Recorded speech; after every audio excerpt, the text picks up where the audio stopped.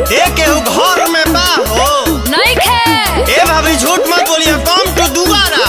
ढेर अंग्रेजी छट्टा तोरा भगवा की ना। अरे आई ना, कुछ काम बा। कौन काम बा? बानू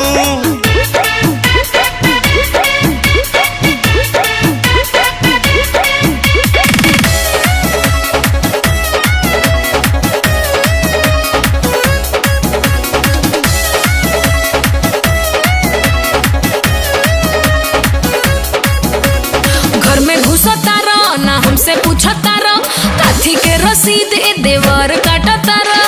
ए कहाँ बैठे जाना कुर्सिया पर। ए घर में घुसता रह ना हमसे पूछता रह, काथी के रसीद ए देवर काटता रह। जातानी माई के मूर्ति ले आवे, तू ही कोरी हो परिछावन। दुर्गा पूजा के चंदा दे दो ये भौजी 251। दुर्गा पूजा के चंदा दे दो ये भौजी 251। चंदा के नाम पर धांधली कोइले बड़ा जा। भौजी सुनिए ना, ये ओरिजिनल पूजा है। हम कैसे माने? अरे तो पंडाल दुआरे पर न बनेगा। बाप।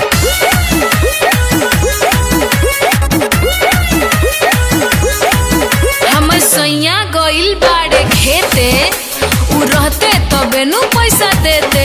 बोलबो झूठ। सही हो। हे हम सैया गइल बाड़े खेते, उ रहते तबे नु पैसा देते। जब पैसा नहीं खे भौजी त गेहूं चाउरे देता। आई हो जाती नहीं खे अनाज कुछ और देता। 401 दिहले तोहर पड़ोसी, चाह चाह नाम खेलावो। दुर्गा पूजा के चंदा दे दो ये भौजी 251। दुर्गा पूजा के चंदा दे दो ये भौजी 251। लेवे के बात हो 11 रुपया लो आ ना तो जा। भक्तियों में कंजूसी।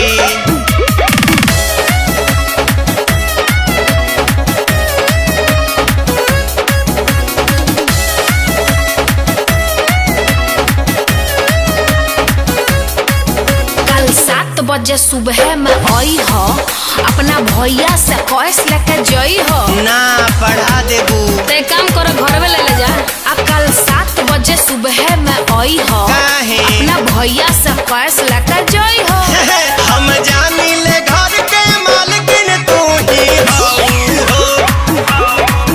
कुछ बोली है ना पवन भैया, हमें काबू हम। श्याम युजद संतोष सजई है लागी पंडाल सुहावन। दुर्गा पूजा के चंदा दे दो ये भौजी 251। दुर्गा पूजा के चंदा दे दो ये भौजी 251। तनी का खा जेबो जा, हमा के पंडाले में 501 रुपया चढ़ाए। दिल जीत लिया आपने। जय माता दी।